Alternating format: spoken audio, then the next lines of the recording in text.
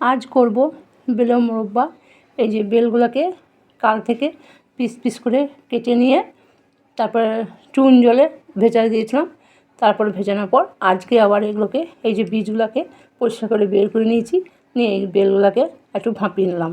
ভাপিয়ে নেওয়ার পর এবার এটাকে বেলের মোরব্বা করব। চিনির রস তৈরি করে নিয়েছি।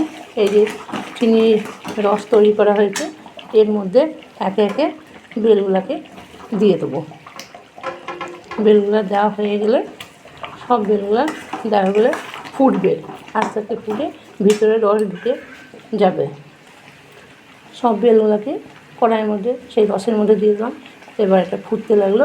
কিছুক্ষণ ফুটলেই আমার বেলের মোরব্বা তো সব ভিতরে রসগুলা ঢুকে যায় এবং একটু টাইট টাইট হয়ে যাবে, তাহলেই আমার মোরব্বা রেডি হয়ে যাবে।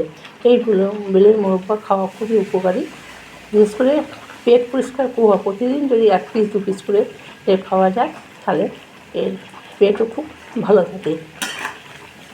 এই যে ফুটে গেল আমার বেলের মোরব্বা, তৈরি হয়ে গেল। কে কে খেতে ভালোবাসেন বলবেন।